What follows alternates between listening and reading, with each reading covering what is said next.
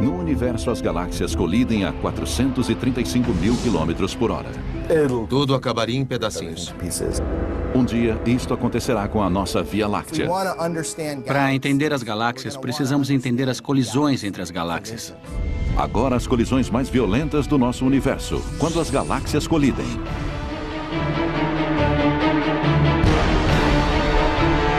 Colisões cósmicas. Colisão galáxias. Colisões. Na escala humana, elas são violentas, deixando caos e destruição em seu caminho. Quanto maior a colisão, maiores os estragos. Mas no universo, a dimensão das colisões cresce de maneira inconcebível. Galáxias se chocam umas contra as outras. Buracos negros se fundem numa explosão mortal. Nossa própria galáxia marcha rumo a uma colisão com sua vizinha mais próxima, Andrômeda.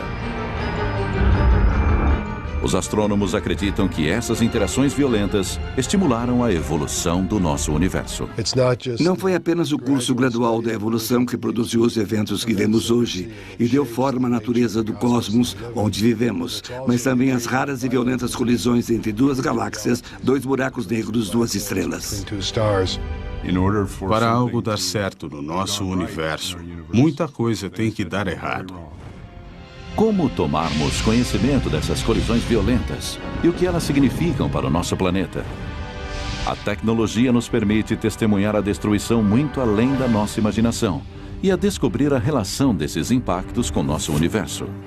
Cada tipo de colisão galáctica aprofundou nosso entendimento e mudou nossas suposições sobre o funcionamento do universo. A maior colisão imaginável ocorre entre os maiores corpos do universo, as galáxias. Uma colisão galáctica gera imagens de destruições sem paralelo. Estrelas se chocam, planetas são dizimados, todas as formas de vida são aniquiladas. Mas será que é isto mesmo que acontece quando as galáxias colidem? Para começar a entender o que significa uma colisão galáctica, temos primeiro que entender o tamanho e a composição de uma galáxia. Um conjunto de gás, poeira, planetas e estrelas.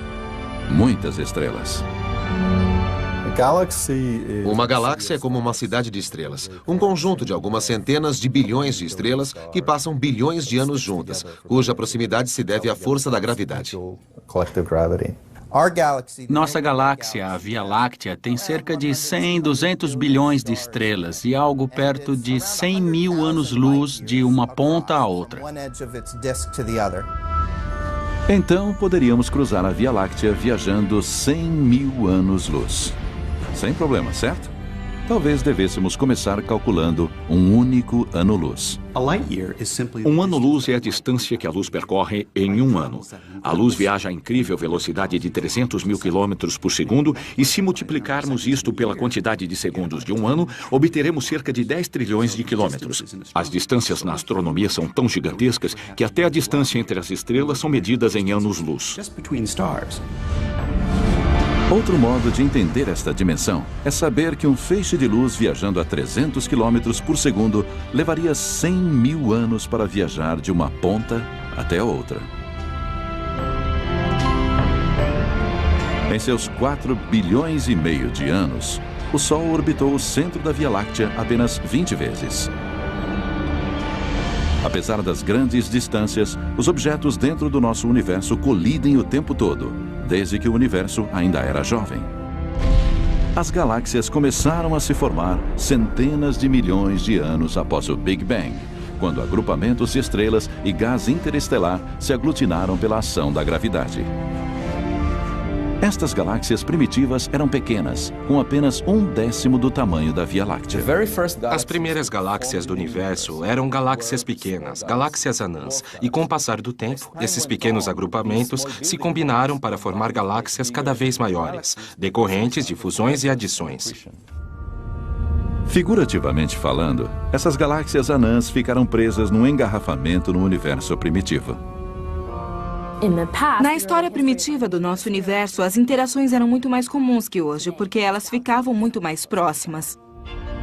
Ao colidirem, as pequenas galáxias se uniram, formando galáxias maiores com formas definidas.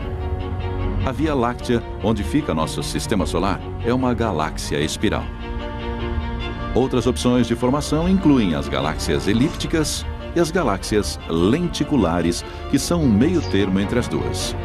Os astrônomos devem essa classificação das galáxias a Edwin Hubble, que deu o nome a um dos maiores observatórios da NASA, o Telescópio Espacial Hubble. Acho que deve ter sido divertido, pois na falta de um tipo de classificação definitiva, ele precisou inventar. Hubble assumiu a tarefa astronômica de classificar as galáxias. O esforço é para dar conta de 90%, classificar 90% dos objetos e não se preocupar com os corpos estranhos. O que aconteceu com os outros 10%? Foram classificados como irregulares. Eles deixaram de fora caudas de poeira e galáxias que parecem mais destroços. Durante anos, essas formações peculiares foram deixadas de lado. Mas a questão permanecia. O que poderia ter formado essas galáxias estranhas? E será que isto tem alguma relação com colisões cósmicas? Esta não era a grande questão da sua época. Estávamos apenas começando a entender as galáxias espirais e elípticas. Mas mesmo mais interessado em classificar a maioria das galáxias, ele achava que as galáxias irregulares exigiam mais atenção. Umas 2 décadas depois, quando a maior parte do seu trabalho já estava concluída, as pessoas começaram a estudar as galáxias. Os cientistas queriam saber por que elas eram daquela maneira. Uma teoria sustentava que elas eram formadas por disrupções violentas e caos. Havia um debate há 20, 30, 40 anos sobre se elas estavam colidindo ou surgindo, como hoje acreditamos. Atualmente, os astrônomos continuam usando a categoria irregular. O irregular envolve tudo. Ele se refere tanto às galáxias pequenas que foram muito afetadas pela formação estelar que abriu buracos em seu gás, tornando sua forma muito irregular. Mas também se refere às galáxias que sofreram colisões. Ele incorpora uma grande variedade de tipos de galáxias. As formas estranhas de algumas galáxias irregulares podem ser explicadas pelo efeito da gravidade numa escala galáctica. Os maiores objetos do universo se uniram por uma colisão direta. As galáxias irregulares são a prova de que estes grandes agrupamentos de estrelas colidem, indícios de que o universo está repleto de destruição e pandemônio. Mas o que acontece dentro das galáxias? Que outros tipos de colisão são possíveis e como podemos vê-los? A seguir, a colisão de estrelas deixa suas marcas em todo o universo. Mas mesmo assim, os astrônomos precisam registrá-las em pleno ato. Galáxias irregulares são indícios de que as galáxias colidem. Mas será que os astros também se chocam uns com os outros? Nosso universo é tanto uma eternidade quanto cemitério. Um local de batalhas épicas entre imensos corpos celestiais. Imagine um cenário fictício. A quase 3.000 anos-luz da Terra, 2 estrelas irmãs dividem a mesma órbita há milhões de anos. Com o tempo, elas vão se aproximando, girando uma em volta da outra numa velocidade próxima à da luz. Então, colidem. E em milésimos de segundos são destruídas, emitindo uma onda de choque que atinge a Terra, dizimando metade da nossa camada de ozônio e matando tudo em seu caminho. É isso que alguns astrofísicos estimam que vai acontecer se um tipo de estrela chamada estrela de nêutrons colidir perto da Terra. Para eles, 3.000 anos-luz é logo ali. Já foi sugerido que algumas das extinções em massa da vida em nosso planeta ocorreram por causa de eventos como este. Algumas das colisões estelares mais violentas do universo ocorrem entre estrelas de nêutrons. Elas se formam a partir dos restos de antigas estrelas gigantes que ficaram sem combustível. A gravidade desencadeia um colapso geral. No centro forma-se um objeto extremamente denso. Tão denso que os elétrons colidem com os prótons e formam nêutrons. A estrela de nêutrons que se forma no centro é a reminiscência, as cinzas dessa estrela. Mas essas cinzas ainda têm vida. E logo após se formarem, algumas estrelas de nêutrons orbitam umas às outras, numa união gravitacional conhecida como par binário. Durante milhões de anos, as irmãs estelares orbitam uma a outra a velocidades superiores a 1000 vezes por segundo. Elas emitem ondas gravitacionais que drenam energia do sistema e fazem com que elas se aproximem cada vez mais até um momento em que não há mais uma órbita estável possível para elas. Quando elas finalmente colidem, emitem mais energia que nosso Sol produzirá em toda a sua vida. Ainda assim, essas colisões são rápidas para serem capturadas pelo telescópio. Todo o processo de colisão dura cerca de 1 milésimo de segundo e pronto. Elas se tocam, explodem e acabou. A colisão emite uma gigantesca onda de choque pelo espaço. Da Terra, isto é detectado como uma explosão de raios gama. Um evento breve, mas muito forte. O indício de uma das colisões mais violentas do universo. Mas só recentemente, os cientistas começaram a entender totalmente o que ele significa. Lampejos de raios gama ocorrem poucas vezes por dia nos céus. Nós monitoramos todo o céu constantemente atrás deles e eles são conhecidos há cerca de 40 anos.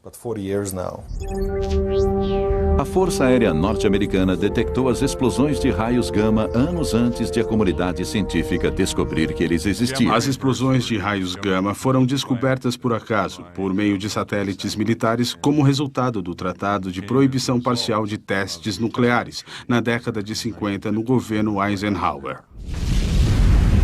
O tratado nuclear assinado no governo de Eisenhower resultou na criação de satélites militares projetados para procurar explosões nucleares. A Força Aérea lançou os primeiros satélites Vela em 1963. Esta série de satélites foi equipada com detectores de raios gama. As nuvens de radiação das explosões nucleares liberariam raios gama.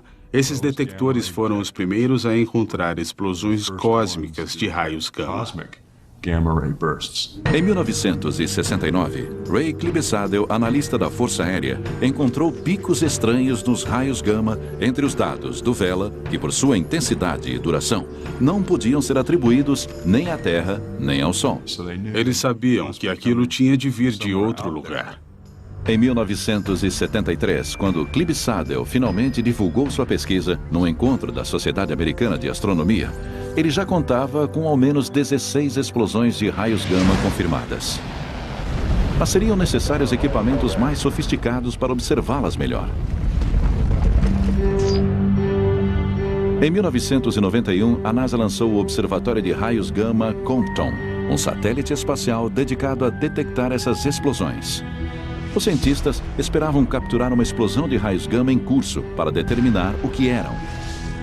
Seriam, por acaso, algum tipo de colisão cósmica? O Observatório de Raios Gama Compton detectou cerca de 2.000 explosões de raios gama e estabeleceu que elas aconteciam ininterruptamente.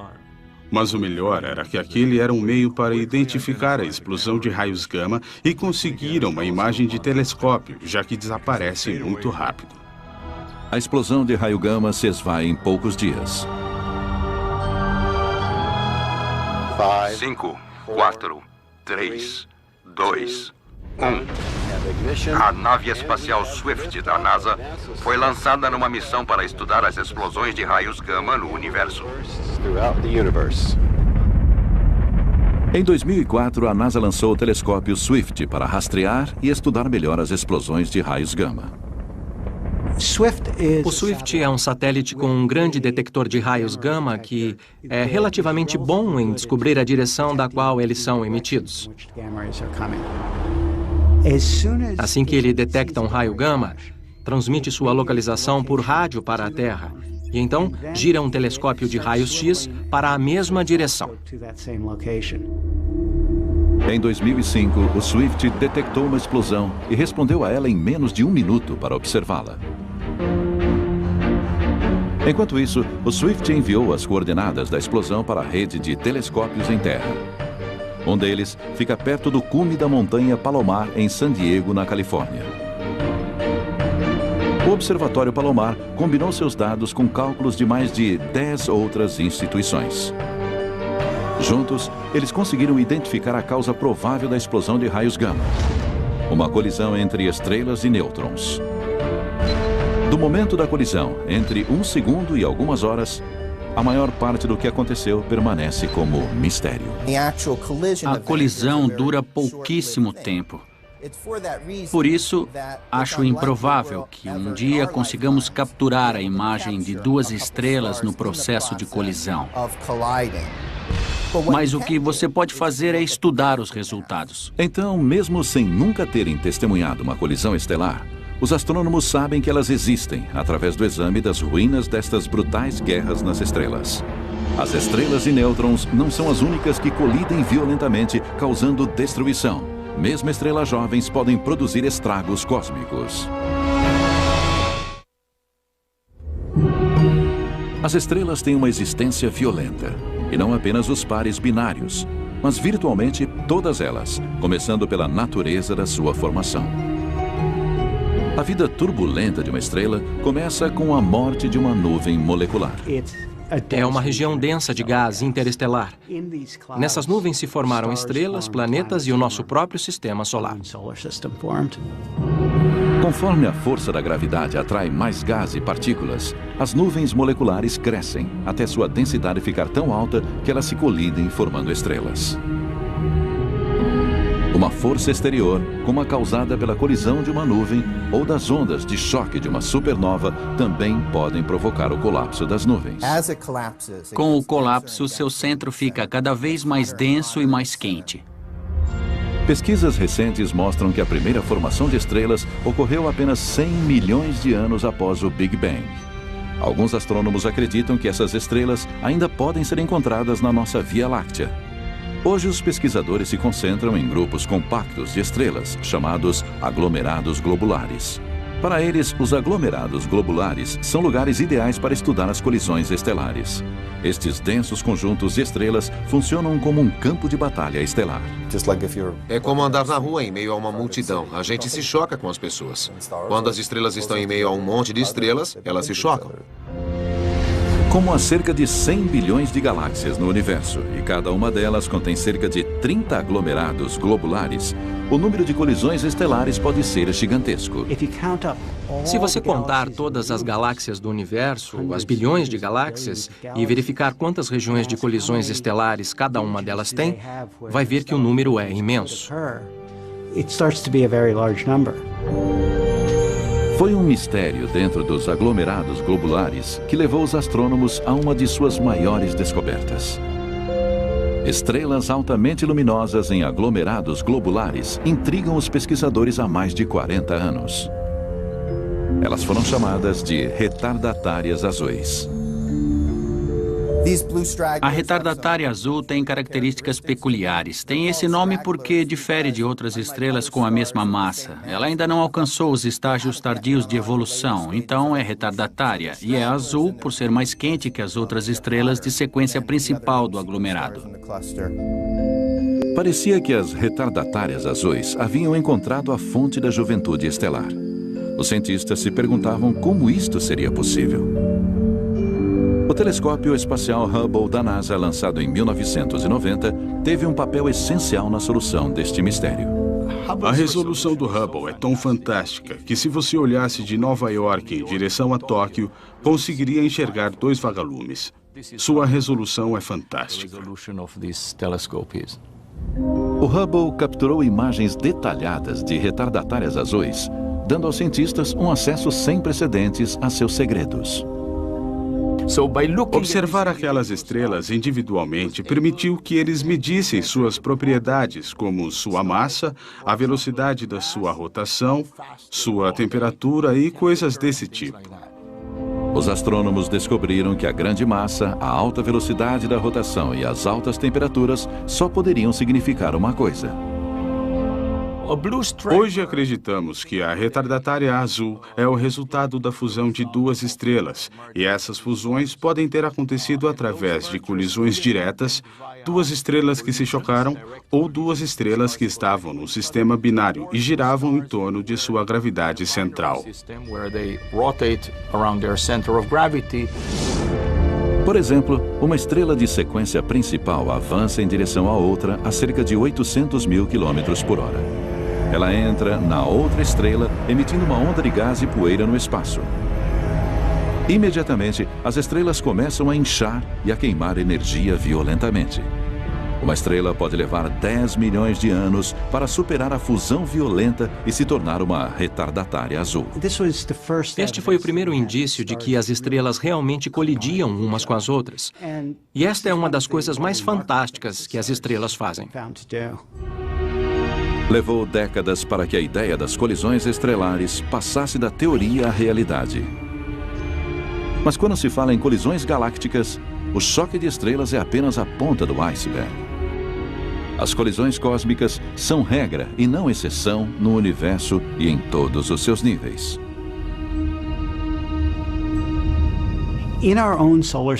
Em nosso sistema solar, todos os planetas e corpos que enxergamos foram formados através de colisões. A poeira colide e se transforma em areia, que colide e forma pedrinhas. De pedrinhas para pedregulhos, de rochas para asteroides e de asteroides para planetas. Então, nós mesmos nos originamos das colisões. As galáxias podem ser violentas, palco de mortes, nascimentos e renascimentos. As galáxias colidem, assim como as estrelas dentro das galáxias. Mas há outros objetos que podem se chocar. As colisões cósmicas não estão limitadas a corpos volumosos que se chocam. Às vezes, pode ocorrer uma colisão com jatos de energia, uma energia mortal. Uma radiação letal é emitida por um objeto misterioso supermaciço chamado buraco negro. Um quasar, um feixe luminoso da galáxia Estrela da Morte, segue na direção de uma galáxia vizinha. O que acontece é que esse jato é emitido de um buraco negro e ele acelera, aproximando-se da velocidade da luz. Esse jato atinge uma galáxia que está em seu caminho, destruindo qualquer habitante ou planeta semelhante à Terra dentro da galáxia. Os que estiverem mais perto serão destruídos. Os outros sofrerão danos em sua atmosfera. Estes são verdadeiros sobreviventes de um buraco negro supermaciço. Parece ficção científica, mas é um fato. A sorte da nossa galáxia é que este cataclismo acontecerá no sistema 3C321, que está muito distante de nós, a 1,4 bilhões de anos-luz. Esta foi a primeira vez que os astrônomos observaram o jato de um buraco negro atingir uma galáxia, mas este evento levanta muitas questões, começando com: o que é um buraco negro? E será que corremos o risco de sermos atingidos por um raio mortal? Os buracos negros não são buracos, mas sim objetos incrivelmente densos e maciços. Os buracos negros são tão densos e sua atração gravitacional é tão forte que nada consegue escapar deles, nem mesmo a própria luz. Foram necessárias observações de vários telescópios para conseguirmos uma imagem completa deste fenômeno único. Só unindo as informações que cruzam o espectro eletromagnético que podemos começar a estudar os buracos negros com precisão. Parte desta imagem foi captada por este telescópio, o VLA, Very Large Array, no Novo México. Ele é um radiotelescópio composto por 27 antenas parabólicas, cada uma delas com 230 toneladas. As antenas são dispostas no formato de um Y, e cada braço desse Y tem 20 quilômetros de comprimento. Ele é especialmente adaptado para observar buracos negros, como o que existe em nossa galáxia. Aquela coisa é cerca de 4 milhões de vezes mais maciça que o Sol e produz todo tipo de fenômeno. Mas o gás e a poeira entre nós e o buraco negro escondem tudo isso dos telescópios que precisam de luz. A habilidade do VLA em detectar ondas de rádio permite que ele enxergue através da poeira estelar. Radiotelescópios e telescópios de infravermelho são os únicos instrumentos disponíveis para estudar isso. Assim como o telescópio comum coleta ondas de luz para formar uma imagem, nós coletamos ondas de rádio. Ondas ópticas e de comprimento curto não conseguem enxergar as partes internas dessas regiões, mas o rádio pode. Locais que trabalham com ondas compridas, como este, conseguem examinar as partes internas dessas regiões obscurecidas para as outras faixas de ondas. A maioria das galáxias tem buracos negros maciços em seu centro. Eles podem ter uma massa entre 1 milhão e 1 bilhão de vezes maior que o nosso Sol. Apesar de sua massa, a princípio era impossível ver os buracos negros. Então, como descobrimos que eles existiam? A matéria, quando é sugada pelo buraco negro, lembra a água escoando por um ralo de banheira. Ela é puxada e gira, criando atrito que gera calor e luz. E essa luz se torna tão intensa e energética que acaba produzindo raios X. Foi o desaparecimento de objetos neste ralo que levou os astrônomos do século XVIII a sugerirem a existência de uma estrela invisível. Em 1783, o reverendo John Mitchell delineou a ideia de um horizonte de eventos. Ele mostrou que um corpo muito maciço, com uma radiação pequena suficiente, teria uma velocidade de escape igual à velocidade da luz. Ele prenderia a luz e seria invisível, escuro. Este é o conceito do horizonte de eventos. John Wheeler, um colaborador próximo de Albert Einstein, cunhou a expressão buraco negro em 1967. Na época, ainda era uma teoria. Os cientistas ainda não tinham percebido que já haviam encontrado seu primeiro buraco negro. O indício eram os raios-X, uma energia invisível produzida pelos buracos negros. Em 1971, a fonte dos raios-X foi identificada como sendo uma estrela azul maciça e gigantesca. Mais tarde, no mesmo ano, ficamos assombrados ao descobrir que esta estrela óptica tão maciça estava orbitando a fonte dos raios-X numa velocidade muito alta. Isso significava que a massa da fonte dos raios-X era mais que 3 vezes maior que a do nosso Sol. Isso deixou claro que ele era um buraco negro. Possivelmente o maior incentivo para o estudo dos buracos negros veio de outro grande observatório da NASA, o Observatório de Raio-X Chandra. Sempre nos perguntam por que não fazemos astronomia de raio-x em terra, se é mais arriscado, mais caro e mais difícil colocar o telescópio no espaço. Mas a atmosfera da Terra é muito opaca para os raios-x. Ela bloqueia todos os raios-x vindos de estrelas e galáxias distantes. Então, para fazer astronomia de raio-x, temos que ir para o espaço e o Chandra é o melhor telescópio de raio-x que já tivemos. Ele é perfeito para estudar objetos e regiões do universo nas quais as condições violentas e extremas geram os raios-X. Por exemplo, a matéria que cai num buraco negro, estrelas explodindo em supernovas ou a colisão de galáxias. E o Chandra é especificamente adaptado para estudar essa violência cósmica.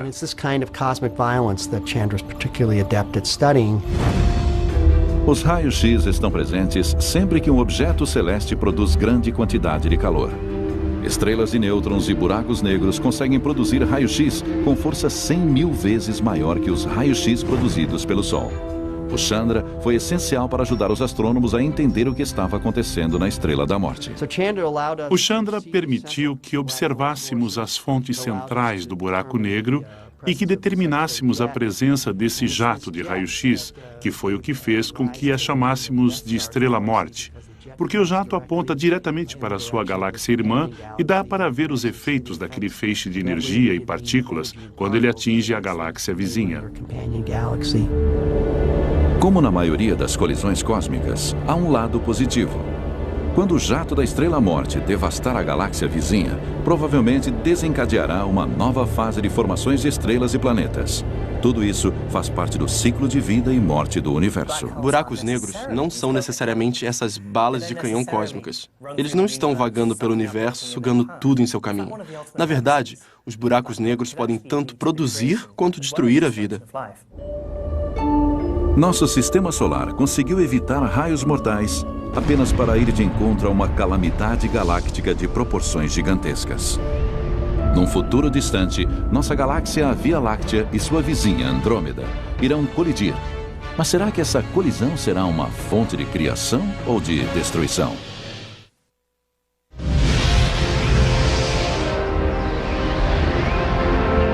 O que significa uma colisão galáctica como esta? O maior perigo vem das colisões com esses reatores termonucleares, também conhecidos como estrelas. Se uma estrela se aproximar muito do sistema solar, pode enviar cometas em nossa direção. Se ela se aproximar ainda mais, pode mudar a órbita da Terra ao redor do Sol, e a vida como conhecemos deixará de existir, pois, ao nos afastarmos do Sol, toda a água ou vai evaporar ou vai congelar. A colisão entre a Via Láctea e Andrômeda está prevista desde o universo primitivo, quando ambas as galáxias nasceram, uma ao lado da outra. As coisas que se fundem nascem ligadas e acabam se juntando. Coisas que nascem à parte normalmente não se fundem, elas se separam. A maioria das galáxias está se separando no nosso espaço em expansão. Todas as galáxias que estão distantes de nós se separam cada vez mais até desaparecerem de vista dentro de determinado tempo. A única exceção é a galáxia Andrômeda, a vizinha mais próxima, nossa galáxia irmã. Em algum momento do passado, a gravidade entre a Andrômeda e a Via Láctea se inverteu, diminuindo a velocidade entre as duas. E agora elas estão se aproximando devido a esta atração mútua. Elas vão colidir. Parece que elas estão vindo diretamente uma para a outra e a situação vai ficar muito feia para nós. A galáxia Andrômeda colidirá com a Via Láctea daqui a cerca de 5 bilhões de anos. Quais são as provas desta futura colisão? A luz emitida por Andrômeda fornece um indício mais forte de sua aproximação.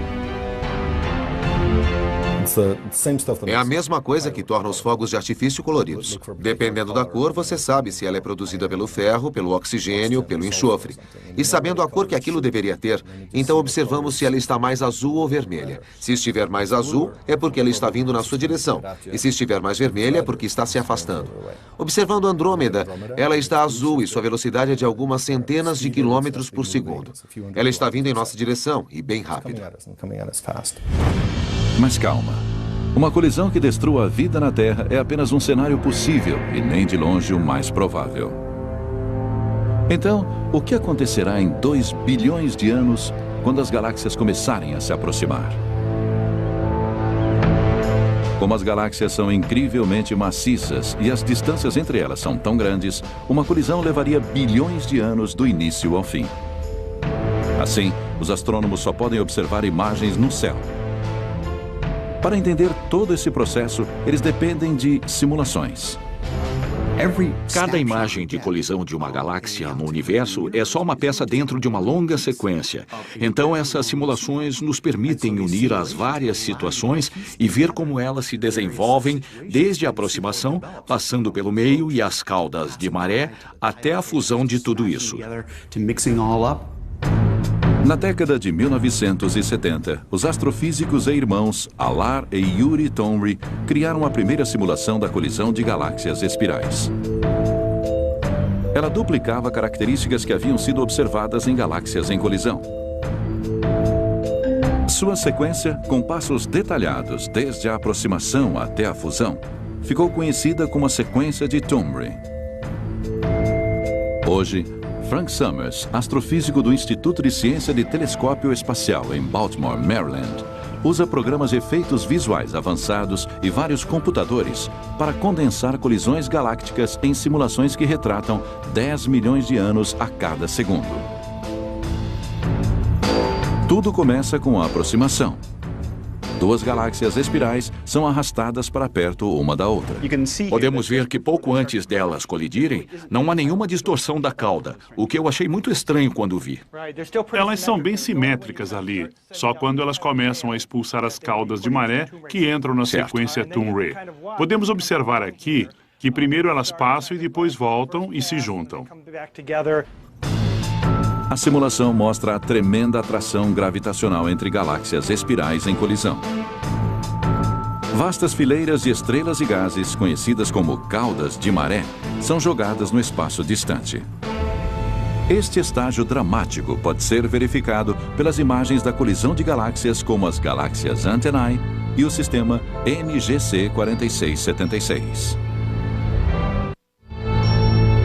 Astrônomos preveem que a colisão entre a Andrômeda e a Via Láctea terá o mesmo progresso. As caudas de maré, que são basicamente a periferia da Via Láctea, serão separadas. A Via Láctea é uma galáxia esguia, frágil e delicada. E Andrômeda é maior e mais maciça. Então, quando ela passar por nós, seu campo gravitacional vai rasgar a Via Láctea. Mas quando elas se unirem em 2 bilhões de anos, a aproximação parecerá menos como uma colisão e mais como o balanço de um pêndulo, com o impulso fazendo com que elas passem uma pela outra e a gravidade arrastando-as de volta. Elas continuarão se movendo por causa do impulso e, ao se afastarem, tanto a Andrômeda quanto a Via Láctea vão desacelerar devido à atração gravitacional entre elas. Sua velocidade vai diminuir até que elas voltem e passem novamente uma pela outra. Daqui a 4 bilhões e meio de anos, as galáxias voltarão a se encontrar e desta vez será uma colisão direta. Essas belas estruturas, 2 galáxias espirais, provavelmente serão totalmente destruídas. Elas se tornarão longas caudas de maré e, quando se chocarem, desequilibrando as órbitas de todas as estrelas, teremos uma forma mais elíptica no centro e longas caudas de maré que predominarão por bilhões de anos. A colisão se tornará uma fusão. As partes centrais estão se fundindo e agora temos uma única galáxia no centro. As caudas de maré vão se diluir e cerca de 500 milhões de anos depois veremos uma única galáxia. Podemos ver como elas se fundem e agora temos só um centro. Aqui há caudas de maré, mas elas tendem a desaparecer com o tempo. E se avançarmos um pouco, teremos apenas um objeto fragmentado que lembra muito uma galáxia elíptica. Os astrônomos especulam se as galáxias elípticas do universo são o produto de colisões como esta. Mas o que de fato acontece no interior das galáxias enquanto elas sofrem este processo violento e o que isto significaria para o nosso planeta durante o cataclismo? As imagens de galáxias colidindo são etéreas. As caudas de maré se estendem como teias de aranha. Os centros galácticos orbitam um o outro, atraindo-se mutuamente. Mas será que estas belas imagens disfarçam uma grande destruição? Estrelas se chocando umas com as outras. Planetas destroçados, luas pulverizadas em poeira espacial. Uma das coisas mais legais das colisões galácticas é que as imensas galáxias se chocam, mas não as estrelas. Temos uma estrela aqui e outra estrela ali, e a distância entre elas é milhões de vezes maior que seu diâmetro. E durante a colisão galáctica, quais são as chances de a Terra ser esmagada? Segundo os astrônomos, muito pequenas. Toda estrela tem algo parecido com um sistema solar em volta. E mesmo o espaço entre elas é muito, muito grande. Tanto que mesmo a probabilidade de um planeta colidir com outro é baixíssima. Mas isto não significa que a Terra esteja totalmente livre do perigo. Há uma chance de cerca de 10% de a Terra ser expelida com o Sol e o Sistema Solar numa dessas caudas de maré. E seríamos mandados para muito longe, a ponto de ter uma visão aérea da nossa galáxia. Então, a maior implicação para nós seria a mudança da órbita do nosso Sol durante a colisão. Estrelas e planetas podem passar uns pelos outros sem incidentes, mas não o gás. Uma colisão galáctica se refere principalmente aos gases. Tanto Andrômeda quanto a Via Láctea têm uma grande quantidade de gás, e todo ele vai se chocar, e isto vai formar imediatamente um monte de estrelas. Provavelmente teremos, eu diria, umas 10 bilhões de estrelas novas, sem demora. Isso é o que chamamos de surto de formação de estrelas. E esta formação feroz de estrelas parece ser um indicador da interação entre as galáxias. Se estivéssemos num planeta dentro de uma dessas galáxias, o céu noturno seria muito impressionante durante este processo. Seria como fogos de artifício, com um monte de estrelas maciças nascendo. Não seria perigoso, a menos que se estivesse numa região onde as estrelas estivessem surgindo. Mas quando as galáxias se combinarem em uma única galáxia elíptica, a velocidade da formação de estrelas irá diminuir. Saímos de uma galáxia comum, batemos numa outra galáxia, há uma gigantesca formação de estrelas, um surto incrível. Mas depois, num período relativamente curto, o gás cessa, os fogos de artifício param e a galáxia volta a seguir seu caminho.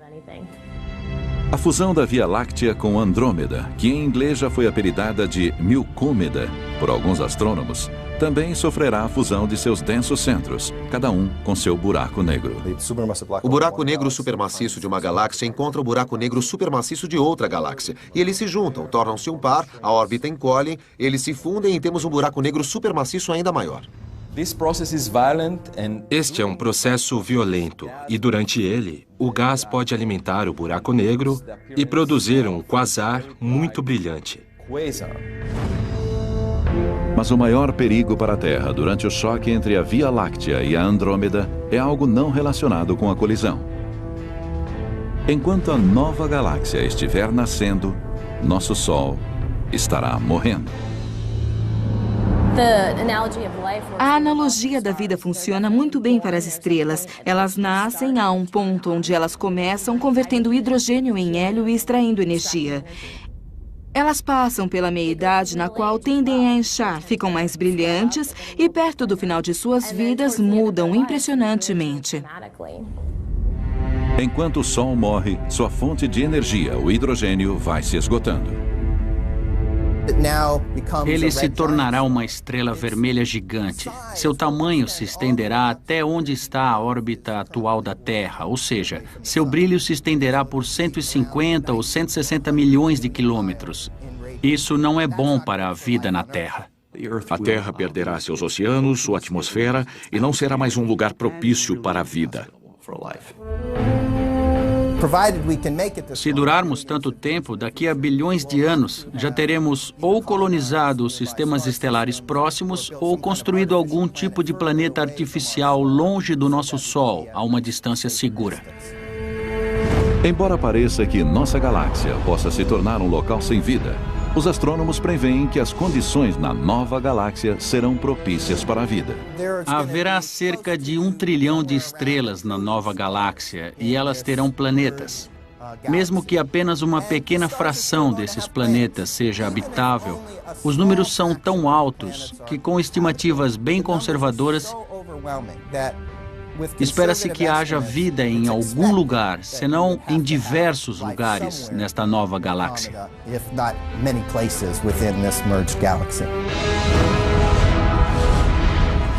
No nosso universo, a fusão mais fundamental ocorre entre a vida e a morte. A grande quantidade de colisões entre estrelas, buracos negros e mesmo galáxias representa o mais violento dos eventos que traz consigo o renascimento. Versão brasileira DPN Santos.